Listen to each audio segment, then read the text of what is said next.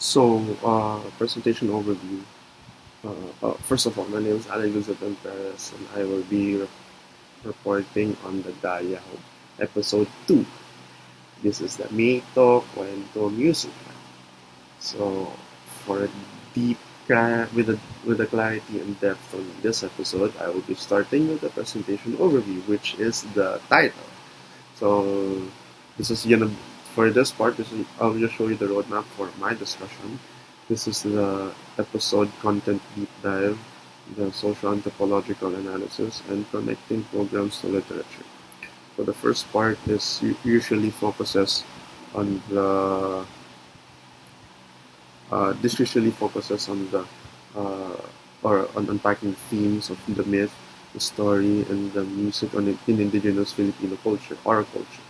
Secondly, we have the examine the featured communities, social structures, and uh, cultural practices. And third, we have the connecting program to literature, bridges the media content with academic sources to enrich understanding, and have a better, deeper understanding. So yeah, we have the core themes. So for this episode, uh, this breaks down the heart of the episode into three cultural pillars. First, we have the mythology and oral traditions. Second, we have the storytelling as a form of preservation. And third, we have the music as cultural expression. So the first one usually explores, the myths and the ancestral legends our ancestors have created that is true, or that's why it's a myths, but some people still believe it's true, that help shape the indigenous worldviews. So storytelling is a form of preservation. So from that title, it is a self-explanatory title. This highlights, however, the narrative passed down our values, history, and identity. So from older generations, they pass it down to the newer generations so that it keeps them alive. That's the important part of storytelling as a form of preservation. And lastly, we have the music as cultural expressions. This helps emphasize the role of traditional instruments, I'm just taking this out, and mythic and rhythms in rituals and daily lives. So, um, the visuals from the program. This is a slide. This is a slide that helps showcase three powerful images: storytelling, storytelling and education, musical heritage, and dance and performance. So for the first one, it mostly focuses on elders to childrens that help engaging in cultural transmissions. So meaning they pass it down to children so that they keep it alive, and they have a deeper understanding of our culture. Second, we have the music heritage. So it's mostly a close-up tradition of instruments and ornate designs. The very unique traditional instruments they use, the ornate on the instruments, the designs, they all have a background on why it is like that. So yeah, it explains in the video. And dance performance. So here, this is the important part of the culture. One of the important parts of the culture, because usually dancing is a form of tradition, uh, being happy, self express of what they're feeling, and mostly symbolizing communal expression, as I said.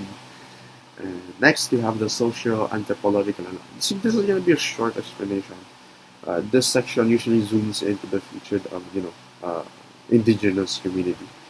Uh, this, you know, uh, that explores their belief systems, social organization, and daily practices that help, offering a respectful insight to look into their way of life. It's just for us to have a better point of view on how they live their lives. Next, we have the key aspects of community life. Kinship and social three, kinship and social organization, uh, spiritual beliefs and economic practices. For the first one, family and culture roles are structured in a very nice, organized matter, you know, way of doing it. So it shows us how they work as a community, the community roles work as one. It's it's just much better than how we structure it in today's view, as I'm explaining it. Next, we have the spiritual beliefs. So animism has an interplay in terms of ancestor worship and nature. So those three play an important role in their community, and the economic practices. They have traditional livelihoods that help sustain the resource use. So meaning this helps them live with resources they have that are natural. Nice. So next we have the informed by literature. So I'm gonna keep it short. I have two. Scholarly sources provide context, theoretical frameworks, and comparative insights. So in our schools, they provide those three things to have a better insight on our understanding of our own culture. Next, we have the literature. This helps interpret even the observed practices, the very simple ones. It helps us interpret and connect them to an even broader discussion in terms of anthropological discussions. It helps us to give out our insights, ideas, or even our opinions on their lives. And next, we have the bringing of media. This is a short. Basically, I have three: program content, scholarly literature, and integrated understanding. Um, so obviously, this part in all, if I'm going to generalize it, it's just um, us using technology, social media, to show other people uh, that people like this still exist or still live in the Philippines, that help us um, keep our tradition alive, that help us um, make what Filipinos as is, what makes Filipinos Filipinos. You understand me, right, sir? So the media plays a partial big role in terms of Facebook. We have Twitter, we have Messenger, Instagram, we have Reddit, we have what websites that help give out these kinds of information. We have YouTube. So all those apps I've presented or I've sent to user, this is how they can help. Program content, scholarly literature, integrated understanding. They all add depth. They all add depth. Theory offers a raw lived experience, shows the lived experiences, and usually creates a holistic view on indigenous imagination on or community of life in their community, in their lives. So next they have the key takeaways, and next we have the key takeaway. I have the key takeaways. So just to wrap this up, I have three, I have four. Sorry, four. Um, the social this episode, so the whole episode first, for me, this showcases the indigenous myths, stories, and music, help us to have a deeper understanding as to why it is like that, as to why they do that, or why they have that, right? Um, it is like, for me, I had a deeper understanding, deeper knowledge on. So these are the myths. Like these are the myths. These are the stories. These are the music.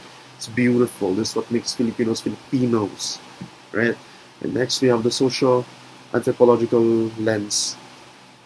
So this helps me reveal the complexity of their community life, how they live their life, how one community and their lives work as one and how it is structured as one. Next, we have the emerging media. So here comes what I want to give out to people is that they don't use the media or social media just for random stuff, gaming. I mean, it's fine, but in terms of these, for people who are interested, there are multiple ways of finding academic sources and the media, the videos that that is enriched with cultural understanding of our own history. And lastly, lastly, I have to consider exploring how our modernization would affect these traditions. So, like, I have to see how this modernization, um, this would affect these traditions.